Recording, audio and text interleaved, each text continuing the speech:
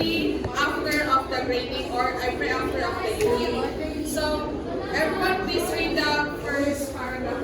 So, summative assessment assisted by Boston, Cited. generally takes place after a period of instruction and requires making judgment about the learning that has occurred. So, as what I said earlier na, ang summative assessment is ginahimo siya after a period of instruction and requires making judgment about the learning that has occurred. So, the example of this is the graduating or the scoring of test paper. So, every after grading is ginahimo ang summative assessment so that the teacher will be may balo ko siya kung sa man ang need niya improve or kung sa mga wala nahibalan or mga nahibalan sa iyang estudyante. And this is given periodically to determine at a particular point in time what pupils know and do not know. So the other example for summative assessment is kaning midterm exam and the final project or the end of unit test. So sa ato po is diba ginapahimo na sa ating teachers of unit requirements. So that is one of the examples for the summative assessment. And many associate summative assessment only with standardized tests such as state assessments, but they are also an important part of district and classroom program. So this is according to Garrison and Engling-Haas 2010. So essentially the purpose of summative assessments are, so Roslyn, can you read? Essentially, the purposes of summative assessment are: first is to ensure accountability, To ensure the accountability, this is according to learning, and assured. next one. To assure quality control for our process and to identify needs and allocate resources. So this is the purposes of making summative assessment for the young learners.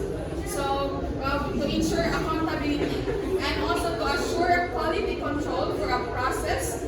And the last one is to identify needs and allocate resources. So in this phase, makahuna-huna ng teacher kung sa man ang need niya ma-improve para mas makasabot pa yung mga students. And as DOH 2015 clarified that the summative assessments are recorded and graded determine whether the pupils have met the content and performance standards of it. And this takes place in order to appropriate decisions about future learning or job suitability grading. So it states here that summative assessment is ang mga students is may pakita nila kung unsa man nila ang mga ideas or unsa man ang mga makita ko din kung na-match ba sa students ang content or ang performance standards na ginahatag ni teacher. And please read everyone the last, In doing so, the teachers are expected to employ methods to measure the pupils' learning that have been deliberately designed to assess how well the pupils learn and are able to apply their learning in various contexts. So this is assess how well the pupils learn and are able to apply their learning in various contexts. So may summative assessment is may balang na to if ang student ba is nakasabot ba yun sa tutulong ni teacher or kung sa ba ang topic for this unit. And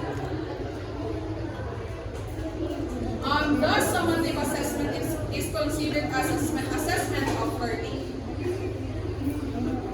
And vital in summative assessment, tasks are clear directions and success criteria to help train the pupils reflect and process as they respond to the task and demonstrate their learning. So who can explain this part? Kayla. Roasting takeover. Yes, Kayla. Kanila siya. Murag ano po siya, sabot-abot po siya. Sa first lang.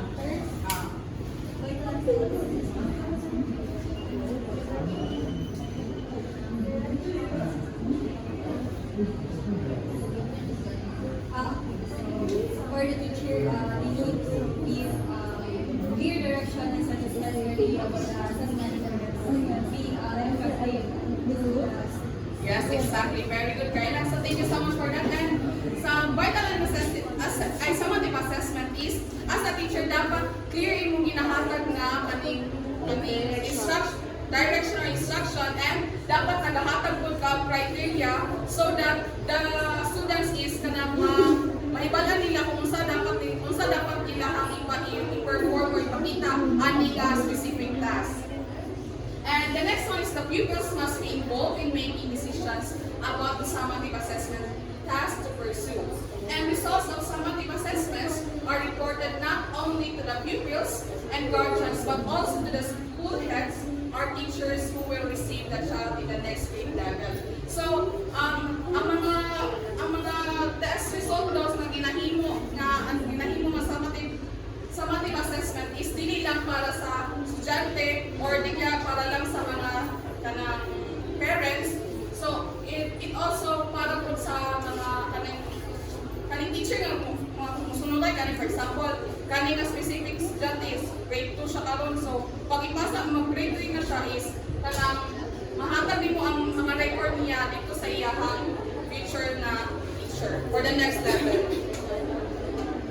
So the next one is embedding formative assessment in the instruction. So ganiha ang topic ni Francesca Bill is all about formative assessment. So in this part is embedding the formative assessment in the instruction. So please, everybody please read. Assessment is simply embedded in the instruction itself. Gone are the days when we treated assessment as a separate generation or element of instruction. Assessing the current understanding or schema of pupils prior to formal instruction allows the teachers to strategize on approaches and methods to assess the pupils effectively and efficiently learn a particular topic or lesson.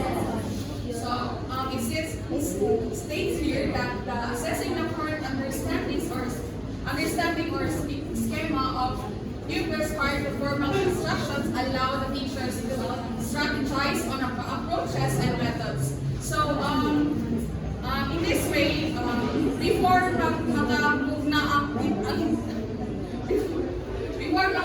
teacher o iyahang formative assessment or any activities before, during, o after is kanang mahatagan siya kanang another idea that so in that way nga makahimo siya another strategy so para dili po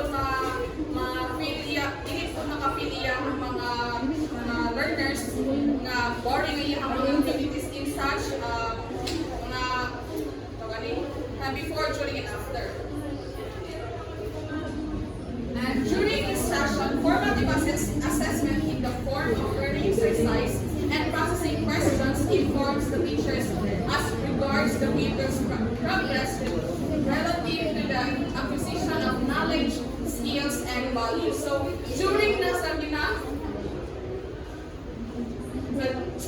the instruction, the formative assessment is more siya ang way na kaning ang teacher is kaning mahibalan niya kung unsa man ang level sa knowledge sa specific na mga estudyante, and also the skills and also the values of her or his students.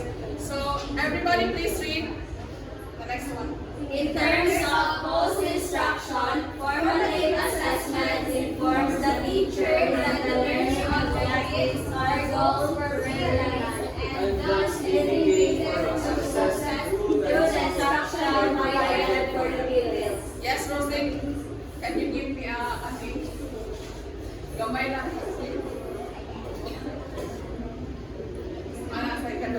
Wait lang ha, basta sa lang ang picture para in terms of policy assessment, I told the teacher when the learning objective or goal were realized in classroom. So, niliyak siya sa formative assessment, di ba sa lasang ka na doon ay mga we have the learning objectives that we need to achieve. So, sa post-instruction of the formative assessment, ito nga learning teacher if the learning objectives that have been presented is being achieved by the students. Yes, very good. Thank you so much, Christine. And sa part ko dali is kaning a formative assessment is mahibalan sa mga teacher if kung kanus aman matupad or mahitabo ang mga kung nahit ba yung learning objectives through her giving the activities or the assessment before, during, or after, since this is a formative assessment. And the last one is the alignment of assessment and standard outcomes. Colleen, can you please read the first and give me some insights? Same comment. Applying the aspects for the assessment methods and strategies. One, that the structural factors and teachers ensure alignment and consistency with the curriculum standards.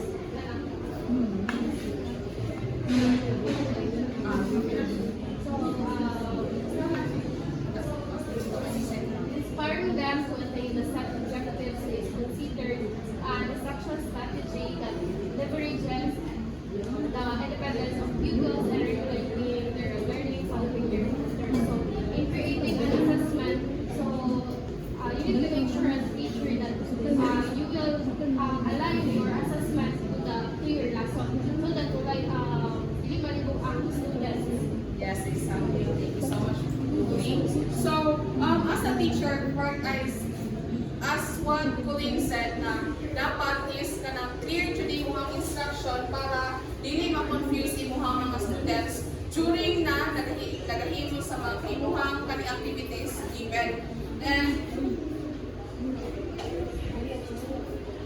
inspiring them to attain the set objectives in considered an instructional strategy that leverages the independence of pupils in regulating their learning following their own terms.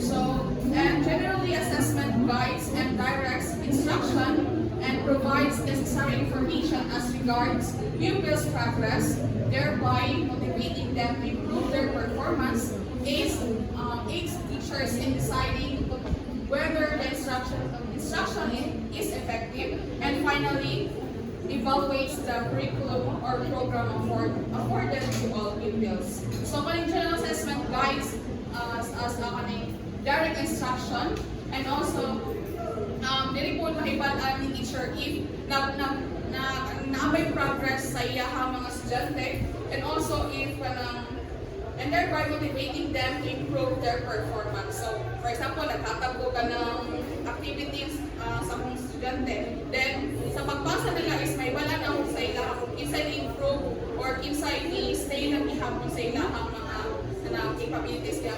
So that, in this way, maka-ingon ko sa akong mga estudyante if you can do more or you can improve your mga works or those activities na ginahatag ni teachers. So that is all my part for this report. Then, do you have any questions, clarifications? None so far. Okay, so thank you so much for listening. Ikaw na,